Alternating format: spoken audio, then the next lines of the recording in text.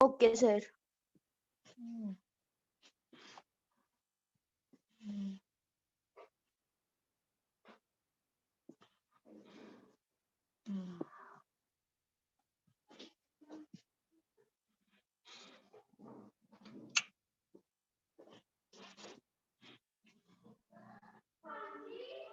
हाँ जी मोहित बोलिए। Okay right, चलिए। कल की रिकॉर्डिंग बेटा मैंने भेज दी बेटा ग्रुप में, चेक करो। चलिए ओके स्टूडेंट्स, तो अब जो हम लोग स्टार्ट करने वाले हैं, ठीक है, मैं आपसे बात कर लूं।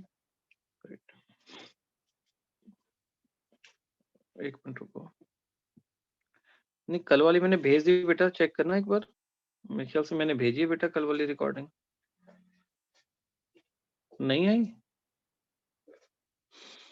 ओके सर चलो भेजी हुई है आपने, भेजी हुई है सर। भेज दी थी ना शाम को, रात को शाम को भेजी शायद, मुझे यस ऐसा लगता है। एक बार चेक कर लीजिएगा बेटा, अगर नहीं होगी तो दोबारा सेंड कर देता हूँ, ठीक है। ओके तो राइट स्टूडेंट्स, तो अभी हम लोग जो स्टार्ट करने वाले हैं, बिल्कुल अब नई केमिस्ट्री पे अब हम लोग फोकस करेंगे। जैसे आपको पता है, जैसे आपका इनऑर्गेनिक केमिस्ट्री कंप्लीट हो चुका है, अब हम लोग जो टॉपिक स्टडी करने वाले हैं, अपनी नेक्स्ट टाइप ऑफ केमिस्ट्री की बात करेंगे, वो है हमारे पास ऑर्गेनिक केमिस्ट्री, राइट। फ्रेंड्स ये जो ऑर्गेनिक केमिस्ट्री है, ये बेटा एक बहुत ही अल्टीमेट टाइप ऑफ केमिस्ट्री है। इस केमिस्ट्री में ये बहुत लॉजिकल है। अगर आप अपने लॉजिक के अकॉर्डिंग इसको पढ़ने की कोशिश करेंगे तो आपको बहुत इजी लगेगी ऑर्गेनिक केमिस्ट्री। ओके, क्रैम नहीं करना, लॉजिकली आप लोगों को पढ़ना है। जो चीज आपको समझ नहीं आएगी, आप लोगों ने बार बार अपने टीचर से उस चीज को क्लियर करना है। दिमाग में कोई भी डाउट नहीं रखेंगे, क्योंकि जो एक पहले लेक्चर में जो कॉन्सेप्ट कॉन्सेप्ट हम लोग स्टडी करेंगे, वो वाला कॉन्सेप्ट हमारे पास आगे जाके लेक्चर में भी इंप्लीमेंट होगा। क्लियर? मतलब बहुत ही कनेक्टिविटी रहती है ऑर्गेनिक के कॉन्सेप्ट्स के अंदर। ऐसा नहीं है भी आपका कहीं से भी लिंक टूट जाएगा, एक नई चीज स्टार्ट हो जाएगी, नो, ऐसा कभी भी नहीं होगा। जो पहला लेक्चर है वो आने वाले जितने भी लेक्चर्स होगा उनसे रिलेट करेगा। ओके, तो आप लोगों का जब भी आप लोगों ने ऑर्गेनिक केमिस्ट्री को पढ़ना है, तो आपके दिमाग में ये चीज होनी चाहिए माय डियर स्टूडेंट्स। क्या चीज? भी आपने हर कॉन्सेप्ट को बहुत लॉजिकली पढ़ने की कोशिश करनी है, क्रैम नहीं करना। और इसके लिए टीचर्स आप लोगों के लिए बिल्कुल बेटा एक, आपने ब्लाइंडली टीचर्स को फॉलो करना है जब आप ऑर्गेनिक केमिस्ट्री को कर रही हैं। जिस तरह से वो आपको कंपाउंड्स के बारे में बता रहा है भी, किस तरीके से आपने उसकी प्रॉपर्टीज को स्टडी करना है, तो आपने उस तरीके से ही करने की कोशिश करनी है, राइट। ओके चलिए, अब हम बात करते हैं ऑर्गेनिक केमिस्ट्री की। तो ऑर्गेनिक केमिस्ट्री को स्टडी करने से पहले मैं आपको एक जनरल सा आइडिया बताता हूँ कि जैसे हम लोग केमिस्ट्री को पढ़ रहे हैं, ठीक है। अब केमिस्ट्री को तो हम लोग क्या करते हैं, ओवरऑल 3 कैटेगरी के अंदर क्लासिफाई करते हैं केमिस्ट्री को। एक हमारे पास केमिस्ट्री आती है फिजिकल केमिस्ट्री, सेकंड है हमारे पास इनऑर्गेनिक, इनऑर्गेनिक, और थर्ड हमारे पास केमिस्ट्री है organic chemistry. Clear? Physical chemistry, inorganic chemistry and third is organic chemistry. Dear आपको पता होगा, जैसे आप सभी फिजिकल केमिस्ट्री को स्टडी करके आए हो, फिजिकल केमिस्ट्री में हम लोग बेसिकली क्या करते हैं, एक तो क्वांटिटेटिव स्टडी करते हैं। फिजिकल केमिस्ट्री में क्या होता है, क्वांटिटेटिव एस्पेक्ट से काम करते हैं। जैसे आप लोगों ने एटॉमिक स्टडी किया था, कितनी एनर्जी यूज हुई, आपने आयनिक स्टडी किया, हाँ उसका पीएच क्या था। क्वांटिटेटिवली हम लोग बातों क्वांटिटेटिवली प्रॉपर्टीज को, कोई भी प्रॉपर्टीज है जो फिजिकल प्रॉपर्टीज हैं, फिजिकल चेंजेस हैं, उनका क्वांटिटेटिव एस्पेक्ट्स देखने की कोशिश करते हैं, ठीक है। ये हो गया। सेकंड, फिजिकल केमिस्ट्री के अंदर हमारा टारगेट क्या रहता है, जब हम फिजिकल केमिस्ट्री को पढ़ रहे हैं तो हम अंडरस्टैंड करने की कोशिश करते हैं वेरियस जो हमारे पास फिजिकल प्रोसेस हैं, ठीक है। सेकंड हमारे पास जो रहता है अंडरस्टैंड डिफरेंट, अंडरस्टैंड करने की कोशिश करते हैं डिफरेंट फिजिकल जो हमारे पास प्रोसेसेस हैं, फिजिकल प्रोसेसेस, ठीक है। जितने भी फिजिकल प्रोसेसेस है उनको अंडरस्टैंड करने की कोशिश करते हैं, ठीक है। ये हमारा रहता है फिजिकल केमिस्ट्री के अंदर। अगर हम इनऑर्गेनिक केमिस्ट्री में बात करें, तो इनऑर्गेनिक केमिस्ट्री में हम लोग क्या करते हैं, स्टडी करते हैं। किसकी? Study of different elements. जो पर्टिकुलर एलिमेंट्स की स्टडी है उसको हम लोग इनऑर्गेनिक केमिस्ट्री के अंदर स्टडी करते हैं। ठीक है। हमारा टारगेट क्या रहता है? अगर मैं आपको एक हल्का सा इंफॉर्मेशन दूं, तो अबाउट 2 मिलियन हमारे पास इनऑर्गेनिक कंपाउंड है यार। अबाउट 2 मिलियंस हमारे पास इनऑर्गेनिक कंपाउंड्स हैं यार। 2 मिलियंस कंपाउंड्स है हमारे पास इनऑर्गेनिक। अब तो 2 मिलियन से ज्यादा ही हो गए होंगे यार। क्लियर? तो इतने कंपाउंड्स को इंडिविजुअली स्टडी करना तो पॉसिबल नहीं है। तो हम लोग क्या करते हैं, हम ऑब्जर्व करते हैं। इनऑर्गेनिक आपने एस ब्लॉक पी ब्लॉक में क्या किया था? ऑब्जर्व किया था। किसके बारे में? ट्रेंड्स के बारे में। और हमने उनको मेमोराइज किया था। And memorize. आपको समझ आ रहा होगा भी। इनऑर्गेनिक में हम लोग यही चीजें तो कर रहे थे। हम लोग देख रहे थे भी एटॉमिक साइज का ट्रेंड क्या है, बीच में कहीं पे एक्सेप्शन आती थी तो उस एक्सेप्शंस को हम लोग मेमोराइज करने की कोशिश करते थे। अब यहाँ पे ऑर्गेनिक कंपाउंड्स की बात आती है। ऑर्गेनिक केमिस्ट्री में बेसिकली क्या है? अगर मैं ऑर्गेनिक केमिस्ट्री की बात करूं तो स्टडी ऑफ कार्बन कंपाउंड्स है। तो ऑर्गेनिक के अंदर हम लोग कार्बन कंपाउंड्स को स्टडी करेंगे। ठीक है, पहला। दूसरा, 18 मिलियन कंपाउंड्स है हमारे पास ऑर्गेनिक के। 18 मिलियन कंपाउंड्स। तो इसका मतलब ऑर्गेनिक कंपाउंड देखिए बेटा कितने ज्यादा हैं, 18 मिलियन कंपाउंड। तो आप हर कंपाउंड्स के बारे में नहीं स्टडी करेंगे, यहाँ पे भी हम लोग उनके जनरलाइज प्रॉपर्टीज की बात करेंगे। ज्यादा फोकस्ड हमारा उनके एक फैमिली पे रहेगा।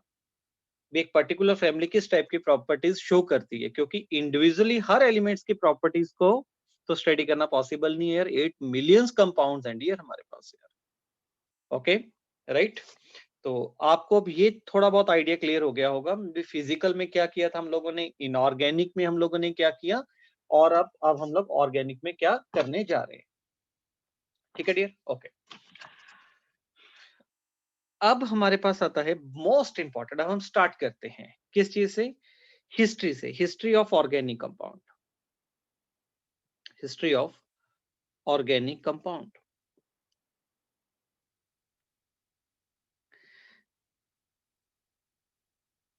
एक्चुअली क्या था इसमें, इस टॉपिक के अंदर हम लोग क्या करने वाले देखिए। एक ना बेटा साइंटिस्ट थे हमारे पास, बड़े ही फेमस साइंटिस्ट। फेमस साइंटिस्ट वो थे बर्जीलियस। उन्होंने, ठीक है, एक हमारे पास बहुत फेमस साइंटिस्ट थे बर्जीलियस। उन्होंने एक थियोरी दी थी। इन्होंने एक थियोरी दी थी, थियोरी ऑफ वाइटलिज्म।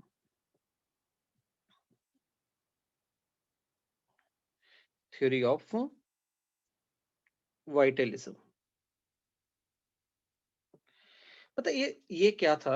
ये जो हमारे पास जो बर्जीलियस है, ये हमारे पास एक काफी फेमस साइंटिस्ट रहे हैं। इन्होंने एक थ्योरी दी थी। वो जो थ्योरी दी थी उन्होंने 1807 में दी। ठीक है।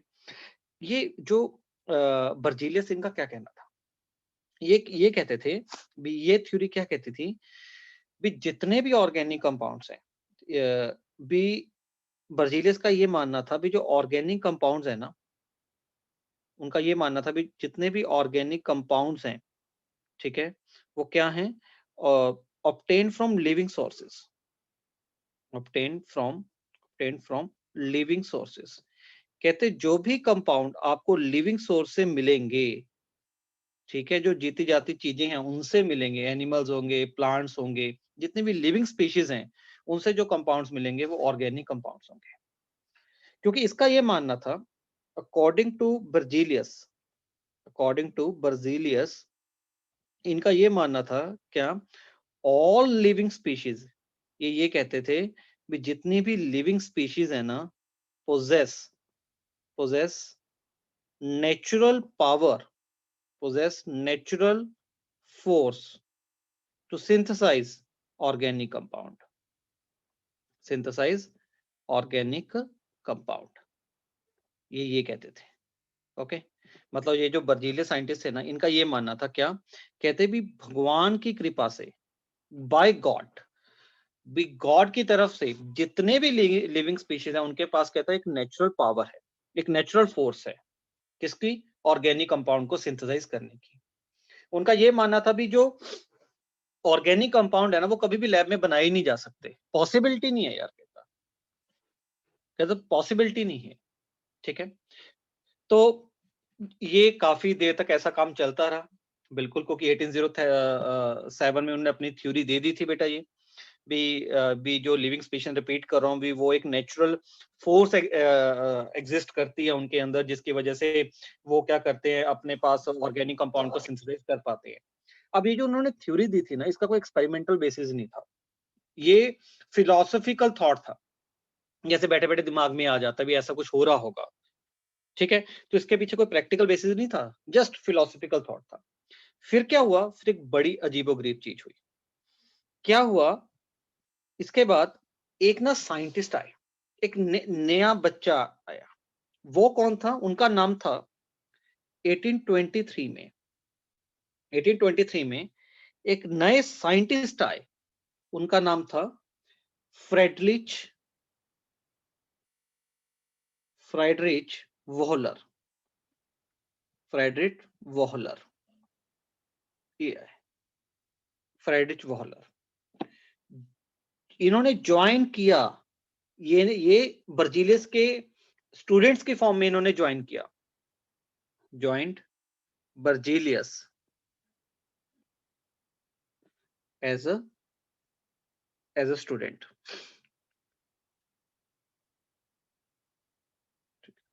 उन्होंने ज्वाइन किया, ठीक है, ज्वाइन बर्जीलियस एज ही स्टूडेंट्स, ऐसे लिख लीजिए, वो ज्यादा बेटर रहेगा, एज ही स्टूडेंट्स। ओके, तो उन्होंने क्या किया, ठीक है, देखो पहले तो वॉलर की जो बर्जीलियस थी उनकी वाह वाह थी, क्योंकि अकेले वही थे जो ऑर्गेनिक कंपाउंड्स के बारे में जानते थे।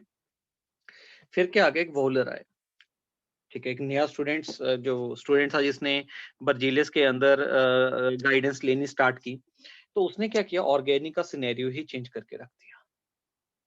क्योंकि जो वॉलर थे, वॉलर ने क्या किया, फर्स्ट ऑर्गेनिक कंपाउंड लैब में सिंथेसाइज कर दिया, first organic compound synthesized in lab. ठीक है, इन्होंने ऑर्गेनिक कंपाउंड को लैब में सिंथेसाइज कर दिया, वो भी इनऑर्गेनिक कंपाउंड्स लेकर, with the help of inorganic compounds. क्या किया इन्होंने यार, इन्होंने एक कंपाउंड लिया, आपको बताता हूँ कैसे सिंथेसाइज किया इन्होंने, बड़ी इंटरेस्टिंग चीज है यार। इन्होंने ना पोटेशियम सल्फेट लिया, ठीक है, मैं आपको बताता हूँ। अगर हम देखें इसके बारे में, तो यहाँ तक बात सबको क्लियर होगी होगी भी वॉलर ने किया क्या था अपने पास। ओके, अब देखते हैं अभी कैसे उन्होंने सिंथेसाइज किया।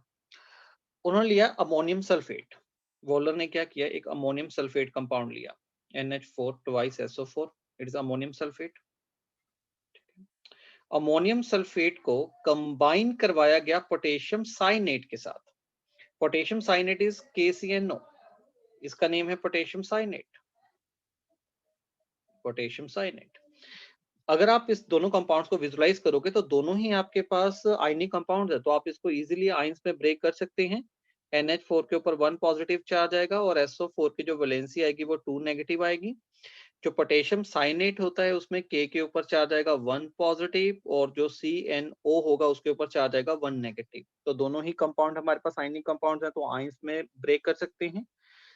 तो जस्ट क्या होगा, इंटरचेंज होगा, एक का कैटायन दूसरे के एनाइन से कंबाइन करेगा, तो डेफिनेटली ये जो पॉजिटिव वाला पार्ट है ये नेगेटिव से कंबाइन करने वाला है। तो हमारे पास क्या बन जाएगा, हमारे पास बनेगा NH4CNO, अमोनियम साइनेट, एंड सेकेंड हमारे पास बनेगा K2SO4, पोटेशियम सल्फेट। तो इनका अगर नेमिंग देखें तो इसका नेम क्या बनेगा, इसका नेम बनेगा अमोनियम, क्योंकि NH4 पॉजिटिव है, इसका नेम बनेगा अमोनियम साइनेट, एंड इसका नेम बन गया K2SO4, पोटेशियम सल्फेट। ठीक है, ये सारे इनऑर्गेनिक कंपाउंड्स हैं बेटा, ये जो अमोनियम सल्फेट है, पोटेशियम साइनेट है, सारे के सारे इनऑर्गेनिक कंपाउंड है। क्लियर। फिर क्या हुआ, ये जो अमोनियम साइनेट था ना, इसको हीट किया गया, अमोनियम साइनेट को हीट किया गया, और हीट करने से इसमें रीअरेंजमेंट हुआ। रीअरेंजमेंट का मतलब क्या होता है, जो एटम्स होते हैं उन्होंने अपनी पोजीशंस को रीअरेंज कर लिया, ठीक है, और रीअरेंज करके एक इस तरीके से बॉन्डेड हो गए वो, C double bond O NH2 इस तरीके से बॉन्डेड हो गए। अब देखिए, विजुलाइज कीजिएगा, रीअरेंजमेंट में जो मॉलिक्यूलर फॉर्मूला वो वही रहता है, सिर्फ जो एटम्स होता है उनका जो अटैचमेंट है वो चेंज हो जाता है। अगर आप अमोनियम साइनाइड में देखेंगे तो कितने नाइट्रोजन थे, 2 नाइट्रोजन थे। टोटल हाइड्रोजन कितने थे, 4 थे।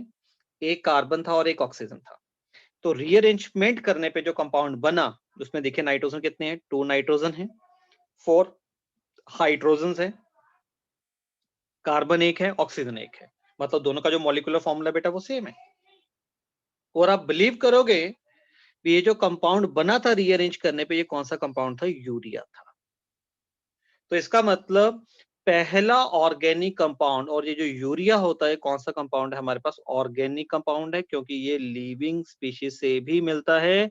तो फ्रेडरिच वोहलर वो पहले साइंटिस्ट थे जिन्होंने पहला ऑर्गेनिक कंपाउंड लैब के अंदर सिंथेसाइज कर दिया था, और वो जो कंपाउंड था उस कंपाउंड का नाम क्या था, यूरिया था। तो urea is the first organic compound which is synthesized in the laboratory by Friedrich Wohler, right.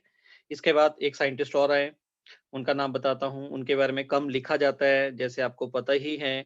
आप लोगों ने एक फिल्म देखी होगी बेटा जी, वो फिल्म थी हमारे पास 3 इडियट्स, है ना।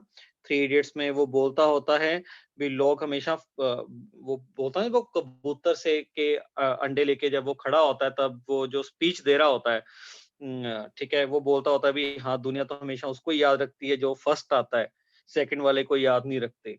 उसके थॉट प्रोसेस यही था ना भी, उसने पूछा था मून पे पहली बार कौन गया, किसने पहला पाँव रखा था अपना मून पे, सबने बता दिया था, सेकंड वाला का किसी को पता नहीं था, उसने बोला था सेकंड को तो याद नहीं रखती दुनिया, ठीक है। तो ऐसी सेम चीज बेटा यहाँ पे भी थी। तो बुक्स के अंदर हमेशा ये लिखा जाता है कि पहला ऑर्गेनिक कंपाउंड किसने सिंथेसाइज किया। अरे भाई, अगर एक ने काम कर लिया था, ठीक है, अ, अगर एक ने फर्स्ट ऑर्गेनिक कंपाउंड सिंथेसाइज कर दिया, अब एक के बेसिस पे तो सारी थ्योरी चेंज नहीं कर सकते, बाकी साइंटिस्ट ने भी काम किया होगा यार। तो क्या थे, उसके बाद एक कॉल्बे भी था बेटा। कॉल्बे काफी अच्छे फेमस साइंटिस्ट हैं, उन्होंने डेवलप किया था पहला ऑर्गेनिक कंपाउंड लैब के अंदर, ठीक है, और वो ऑर्गेनिक कंपाउंड था एसिटिक एसिड। क्योंकि हमारी अप्रोच ये नहीं है भी हम लोग फर्स्ट वाले को ही याद रखेंगे, हम ऐसा नहीं सोचते बिल्कुल भी, हमारा थॉट प्रोसेस अलग है।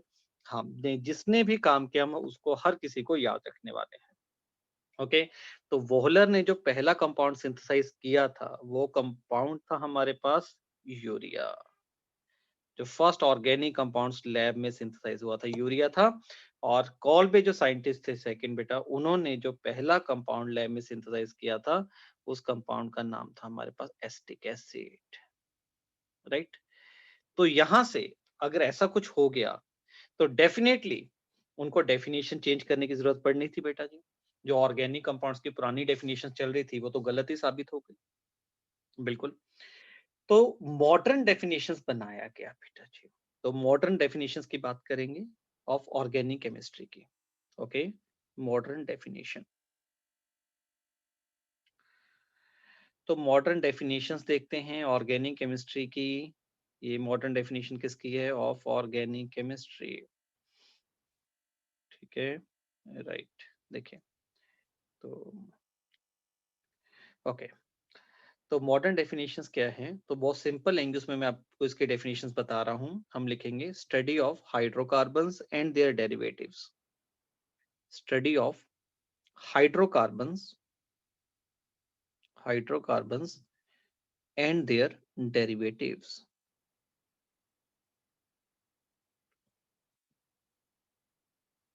अगर आप पूरी डेफिनेशन लिखना चाहते हो तो आप लिखेंगे, क्या लिखेंगे हम लोग लिखेंगे the branch of chemistry which deals with the study of hydrocarbons and their derivatives are called organic chemistry. तो यहाँ पे अगर मैं हाइड्रोकार्बन्स की बात करूं तो हाइड्रोकार्बन्स का मतलब होता है compounds of carbon and hydrogen, dear, compounds of carbon and hydrogen. तो कार्बन और हाइड्रोजन के जो कंपाउंड्स हैं और जो कंपाउंड हम उनसे ड्राइव कर सकते हैं उनको हम लोग क्या बोलते हैं, हाइड्रोकार्बन्स बोलते हैं। और हाइड्रोकार्बन्स की स्टडी को माय डियर स्टूडेंट्स क्या बोला जाता है? ऑर्गेनिक केमिस्ट्री बोला जाता है। क्लियर? तो यहां तक सारी कहानी आप लोगों के दिमाग में आई। Okay, right. तो यहां तक तो हम लोगों ने मॉडर्न डेफिनेशंस भी कर लिया ऑर्गेनिक का। अरे बिल्कुल सही। अब उसके बाद क्या आता है? जब हमने बात ही छेड़ दी बेटा हाइड्रोकार्बन की, थोड़ा सा हाइड्रोकार्बन के बारे में पता होना जरूरी है। ठीक है, तो यहाँ पे एक्सक्यूज हम मी लोग, सर, यस, सर पिछले वाली स्लाइड कर दो एक बार।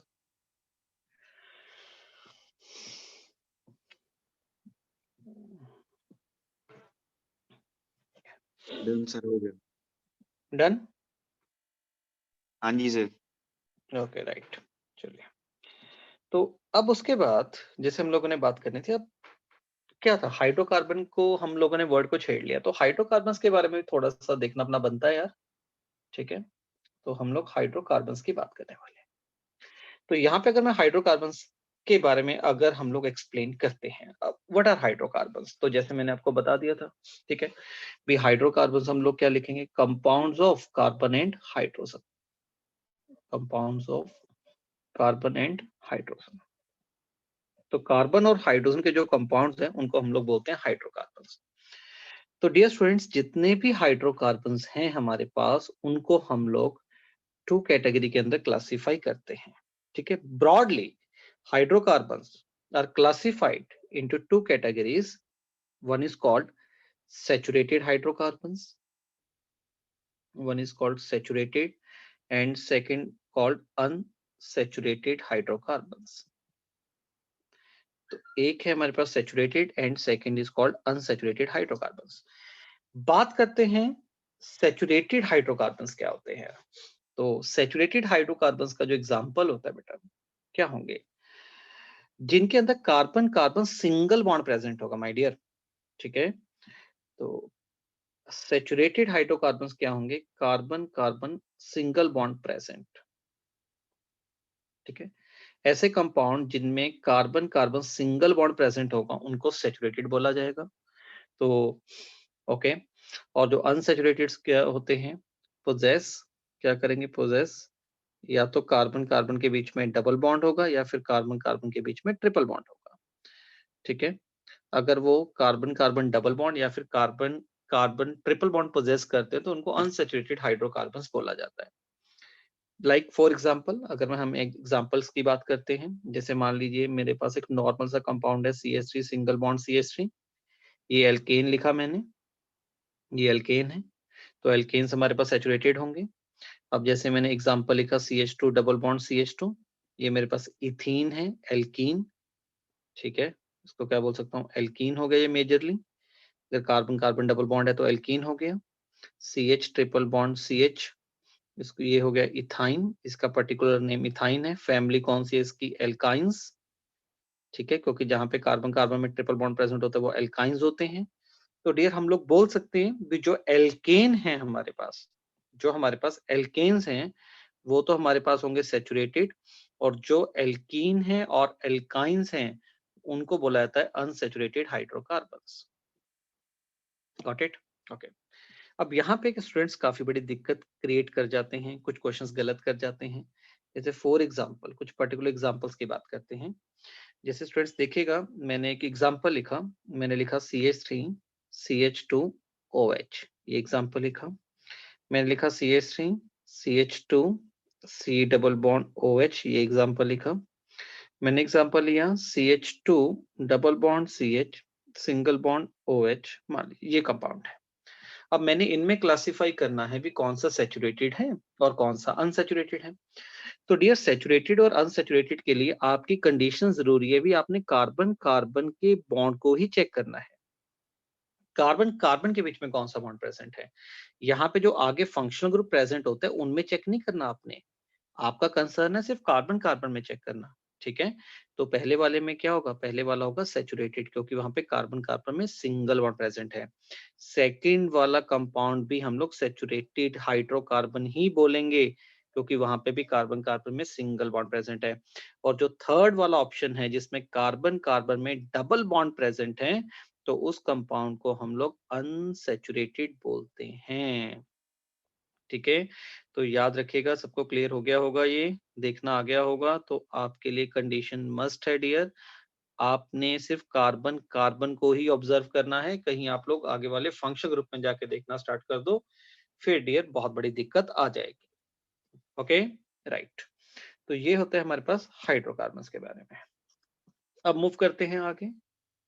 अब आपको पता है भी आपको ऑर्गेनिक केमिस्ट्री पढ़नी है यार, तो एक बार हल्का सा आपको मेथोडोलॉजी बता दूं कैसे पढ़ा जाता है बेटा ऑर्गेनिक को, बहुत जरूरी है। ये पेपर में आने वाली चीजें नहीं है, पर आपने जैसे ये स्टार्ट किया है ऑर्गेनिक को पढ़ना, तो आपके दिमाग में जो जो कंसर्न आएंगे, जो जो कंफ्यूजन है, उसको दूर करना मेरी ड्यूटी है। ठीक है, तो मैं वैसे चीजें आपके साथ डिस्कस कर रहा हूँ। एक मिनट, मैं पिछली स्लाइड्स कर दूं, कुछ बच्चों का रह गया है।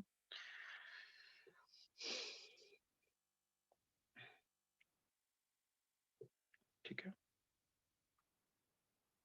अब हम जो बात करने वाले हैं, मैंने बात बोली थी जो मेथोडोलॉजी हम लोग बात करेंगे यहाँ पे। अब methodology of organic chemistry dear, ठीक है,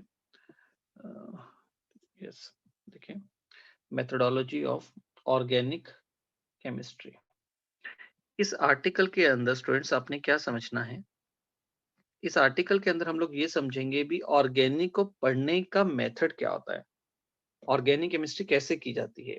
ठीक है, देखिए बेटा, मान लीजिए आपके पास, आप लैब में खड़े हैं, अपने आप को एक साइंटिस्ट या ऐसा ऑब्जर्व करिए, ये आप हैं, आप लैब में प्रेजेंट हैं, ठीक है, लैब में प्रेजेंट हैं, ठीक है, और आप लोग किसी अननोन कंपाउंड्स पे कोई रिसर्च कर रहे हैं। तो ऑर्गेनिक कंपाउंड कैसे स्टडी होते हैं, देखिए सबसे पहले क्या होता है, आप एक्सपेरिमेंट करेंगे।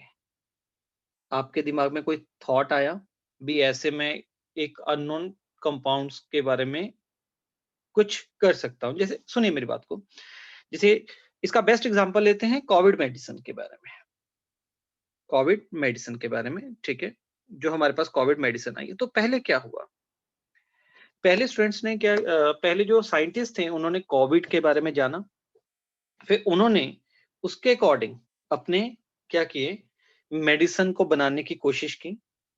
उन्होंने अपने तरीके से फॉर्मूले देखा भी, इस टाइप के कंपाउंड्स इस टाइप की डिजीज को क्योर कर सकते हैं। उन्होंने जस्ट सोचा, सोचने से काम नहीं चलता, काम किस पे चलता है, एक्सपेरिमेंट से चलता है। तो उन्होंने अपनी मेडिसिन बनाई, एक कंपाउंड बनाया, ऑर्गेनिक कंपाउंड, एक्सपेरिमेंट किया। जैसे उन्होंने एक्सपेरिमेंट किया तो उनके पास कुछ ऑब्जर्वेशंस आई, दे गेट सम ऑब्जर्वेशन, ठीक है, ऑब्जर्वेशंस आई। ऑब्जर्वेशंस के बाद जो ऑब्जर्वेशन आई उससे उन्होंने क्या किया, रिजल्ट्स निकाले, ठीक है, इन्फ्रेंस, रिजल्ट्स निकाले, रिजल्ट्स एक्सप्लोर किए, जो ऑब्जर्वेशंस थे उनसे कंक्लूजन्स निकाले, क्या निकल के आए, और जो इन्फ्रेंसेस आए उससे उन्होंने हाइपोथेसिस लिखी।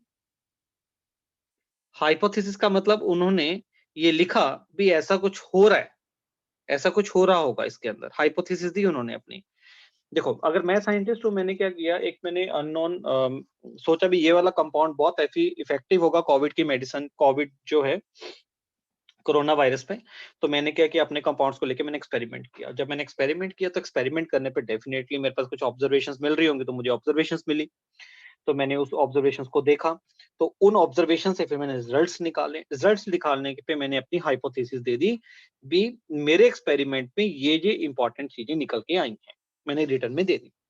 अब एक साइंटिस्ट ने एक्सपेरिमेंट किया, ये इन्फ्रेंस होता है बेटा, इन्फ्रेंस, ठीक है, रिजल्ट को एक्सप्लोर करना, बाहर निकालना, ठीक है। तो अगर मेरे पास ये हाइपोथेसिस आई, अब ऐसा थोड़ा भी एक बार ये हाइपोथेसिस आ गई तो मेडिसिन बन गई, नहीं।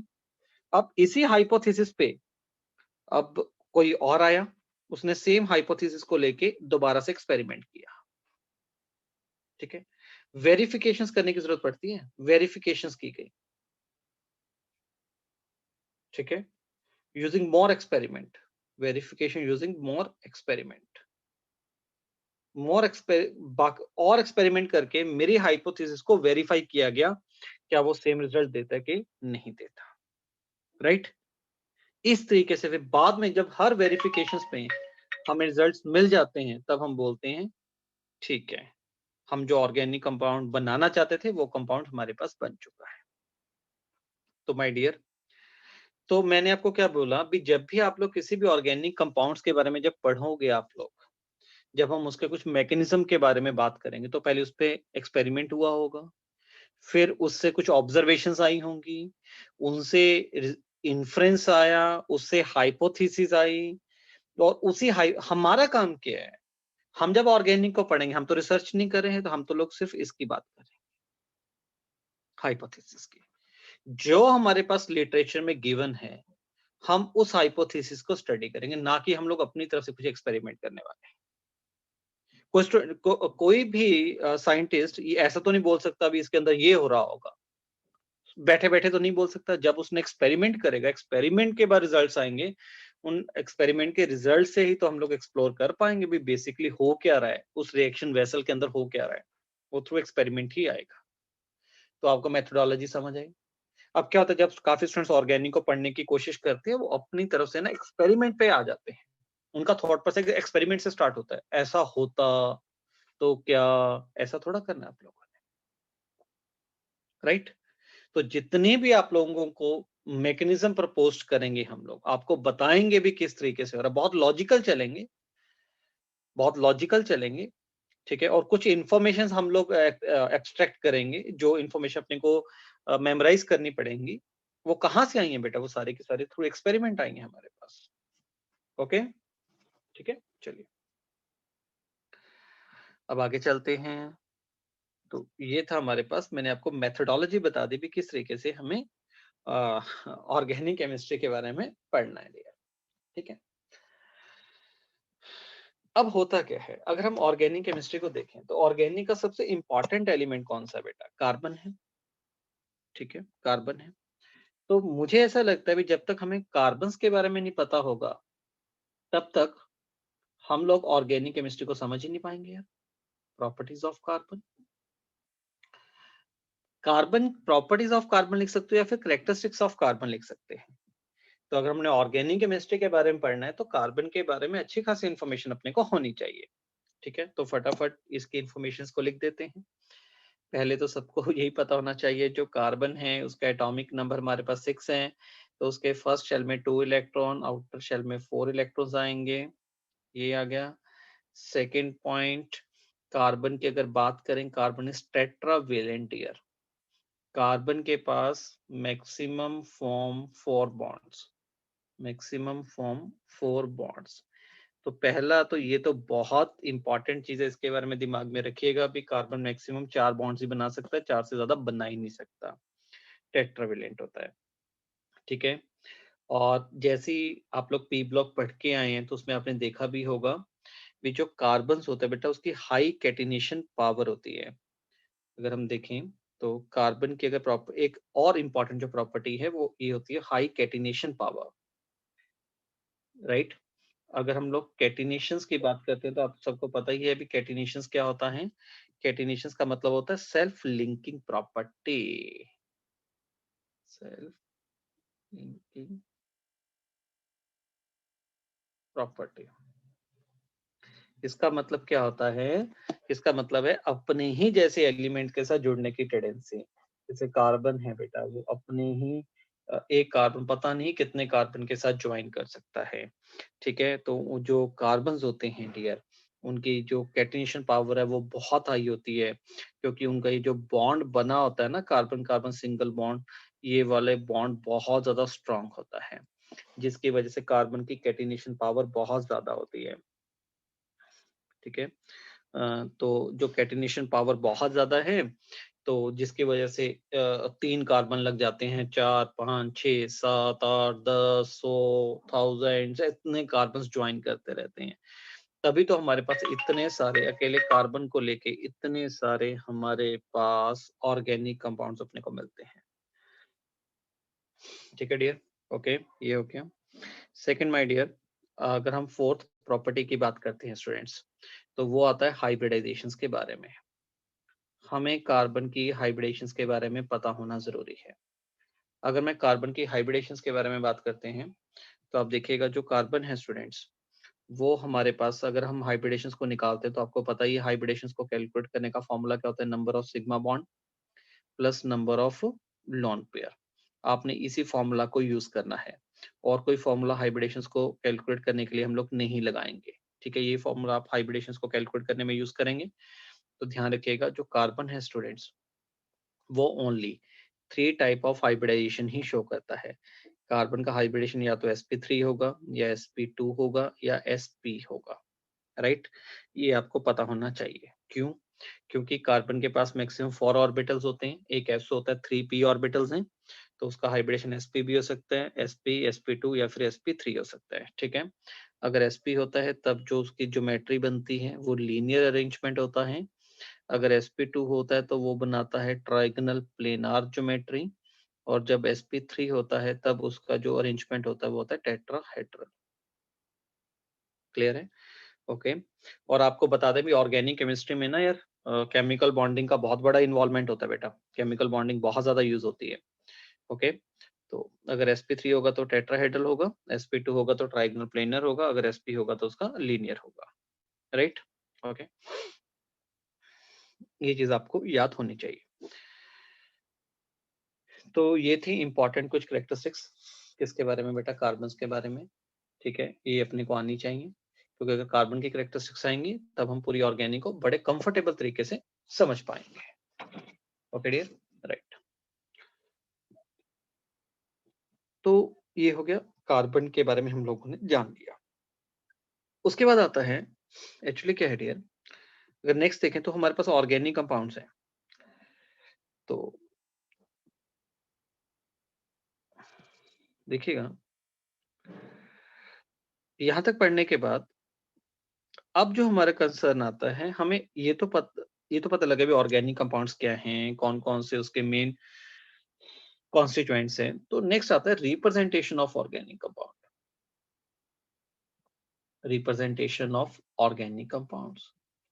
ये जो हमारे पास ऑर्गेनिक कंपाउंड्स हैं इनको हम लोग रिप्रेजेंट कैसे कर सकते हैं।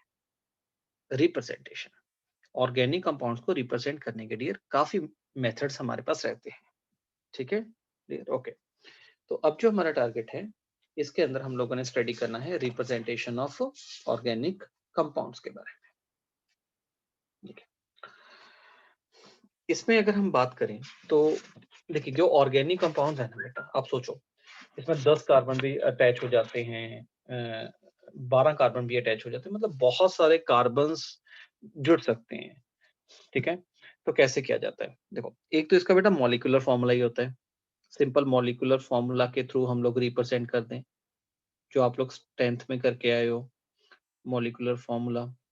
ठीक है, जैसे मान लो मेरे पास कोई कंपाउंड है जिसके अंदर 3 कार्बन है और 8 हाइड्रोजन है, मतलब मॉलिक्यूलर फॉर्मूला ये जस्ट रिप्रेजेंटेशन नहीं है, मतलब C3 मॉलिक्यूलर फॉर्मूला तो पता ही होना चाहिए ना किसी ऑर्गेनिक कंपाउंड को अगर हम लोगों ने ड्रॉ करना है।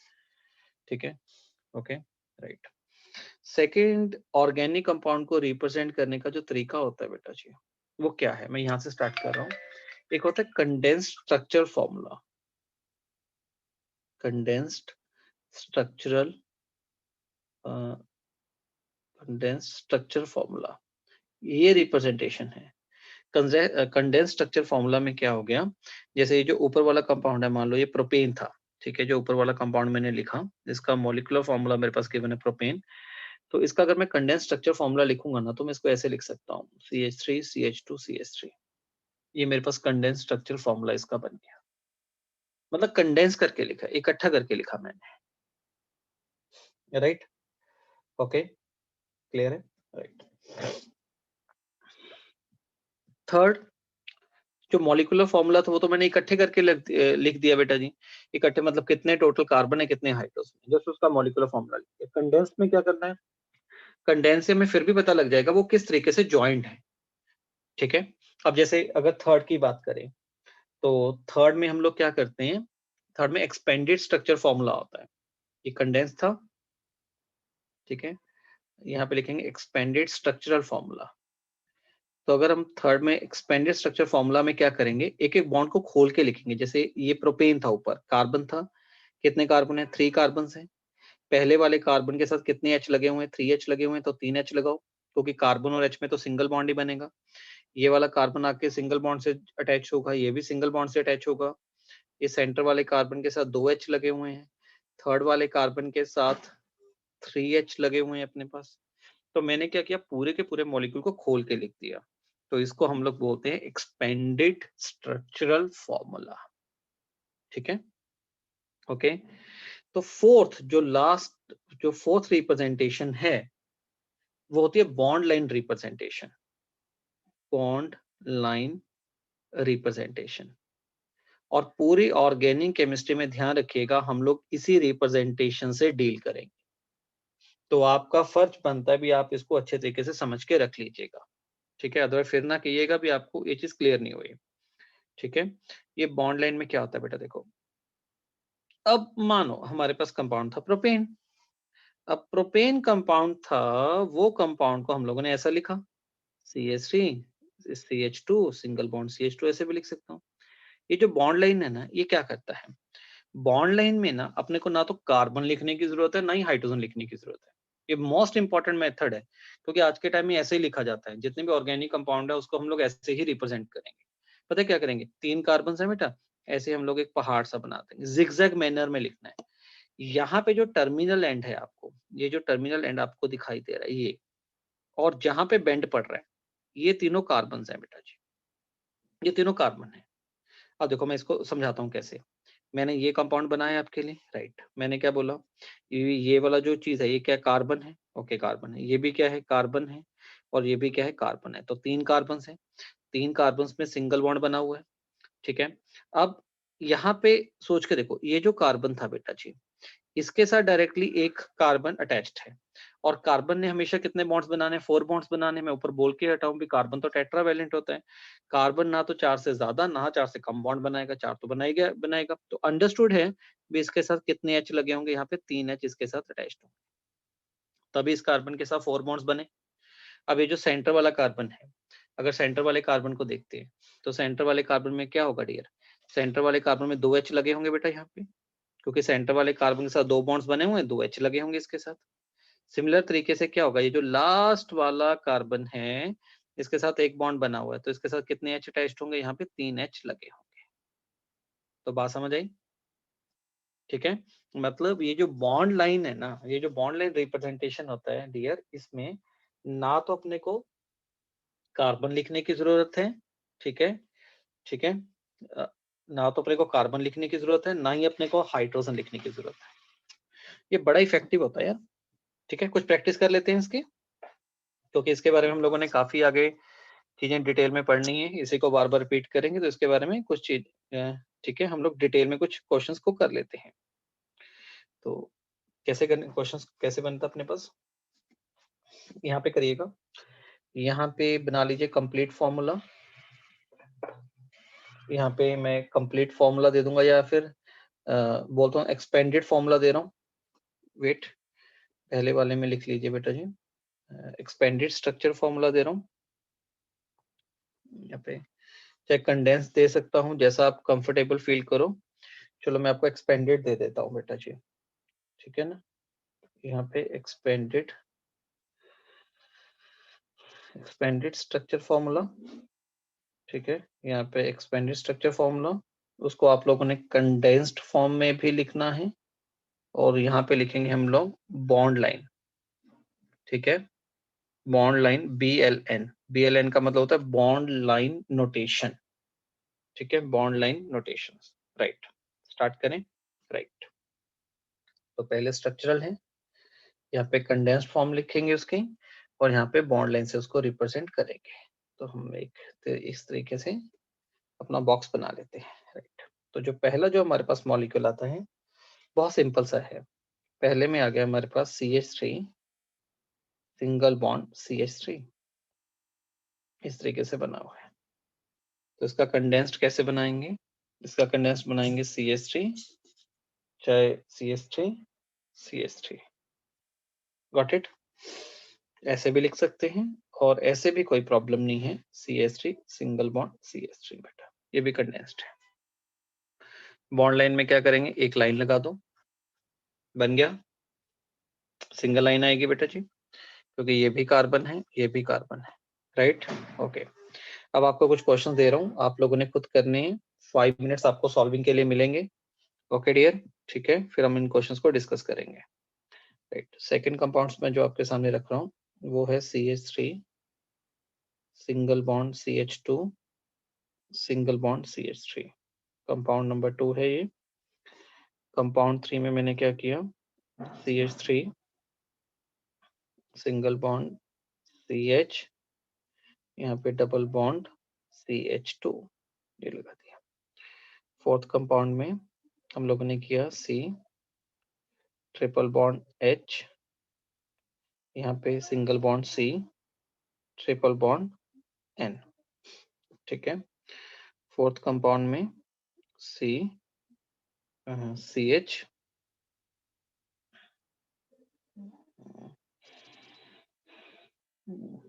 देखिएगा यहाँ पे आएगा, अगर मैं इसको रिप्रेजेंट करूं, यहाँ पे CH3 C triple bond C, उसके साथ H, ये बना।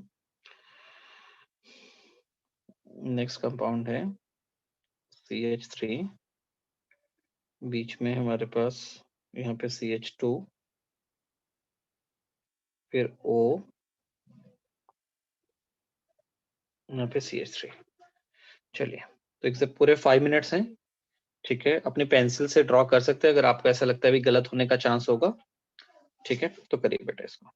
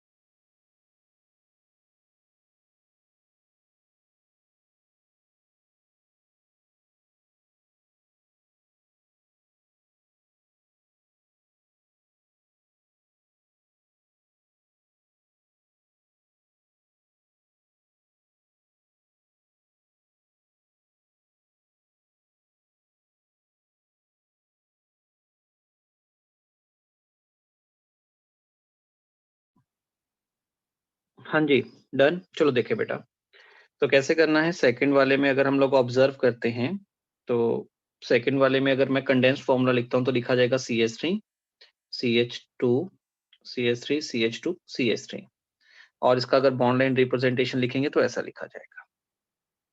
थर्ड वाले में लिखा जाएगा CH3 CH CH3 CH, अगर डबल बॉन्ड रहता तो डबल बॉन्ड को दिखा दिया करो, डबल बॉन्ड CH2, तो क्या होगा, 3 कार्बन होंगे बेटा जी, और एक के बीच में कौन सा बॉन्ड प्रेजेंट है, डबल बॉन्ड प्रेजेंट है। तो यहाँ पे 2 लाइंस लगानी पड़ेंगे अपने को यार, क्योंकि वहां पे डबल बॉन्ड प्रेजेंट है अपने पास। ओके,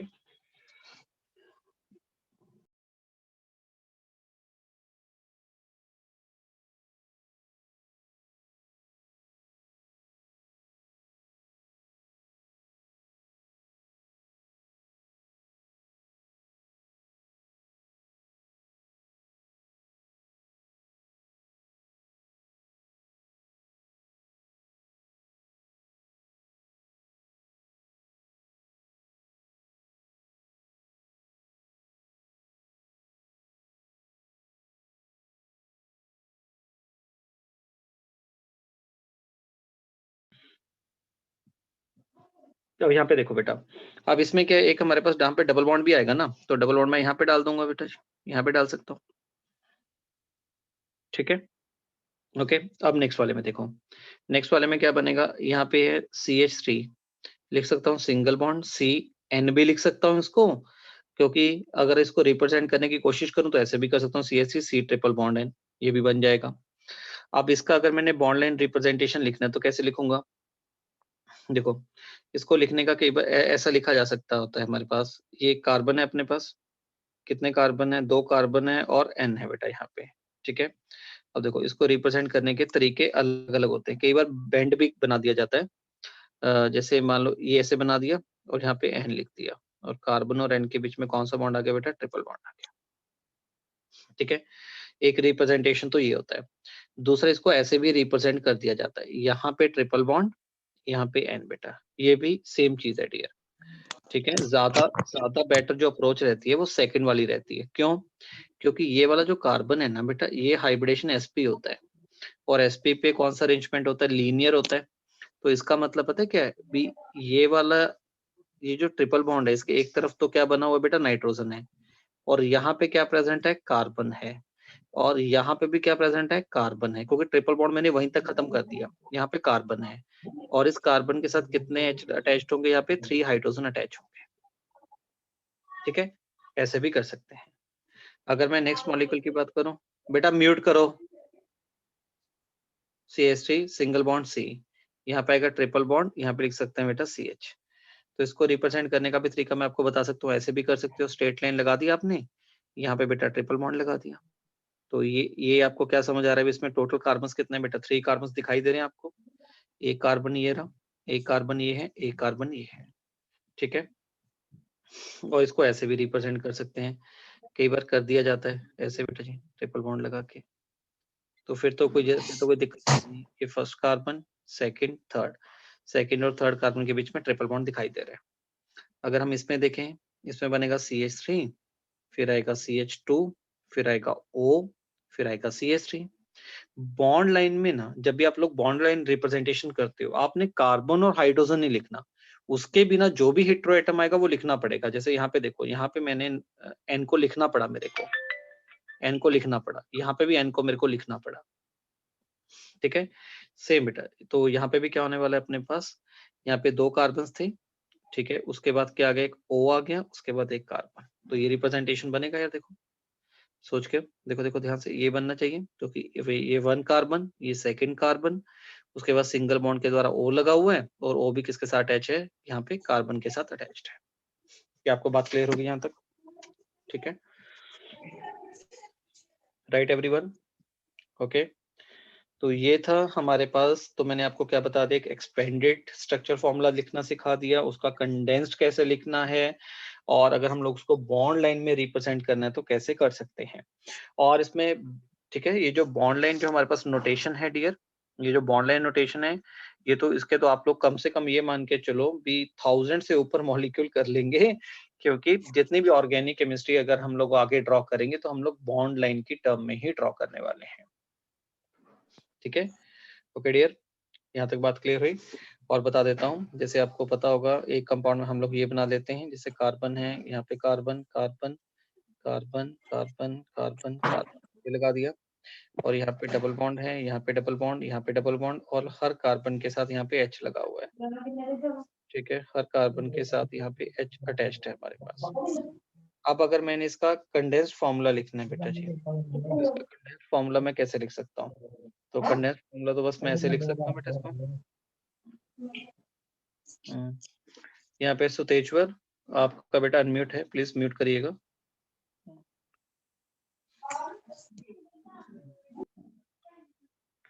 ओके ठीक है, ये था। तो इसको बेटा अगर मैंने कंडेंस्ड फॉर्म में लिखना है तो इसका कंडेंस्ड फॉर्म क्या होगा? इसी तरीके से बस लिखा जाएगा। यहाँ पे लिखेंगे CH, CH लिख देंगे, फिर सिंगल बॉन्ड यहाँ पे CH लिख देंगे, यहाँ पे CH, यहाँ पे CH, मतलब जो HH को अलग किया था उनको इकट्ठा करके लिख दो यार, बस दैट्स ऑल।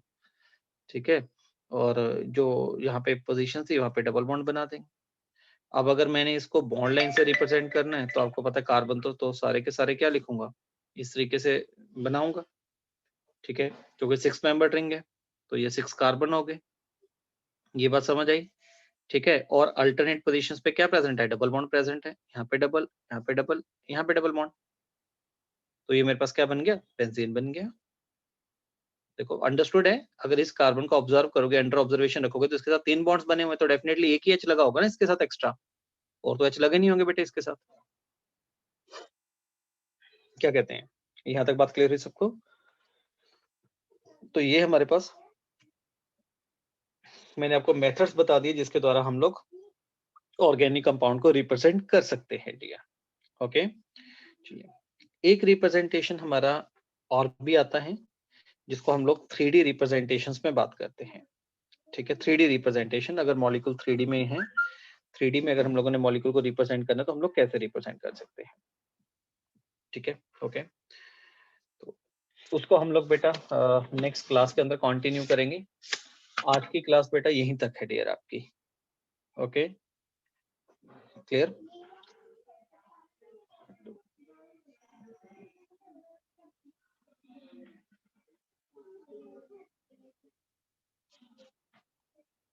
ठीक है, ओके, तो आप सभी ने अच्छे तरीके से जितना मैंने ऑर्गेनिक को करवाया इसको अपना बेटा गो थ्रू करके आइएगा टॉपिक को नेक्स्ट क्लास में डियर।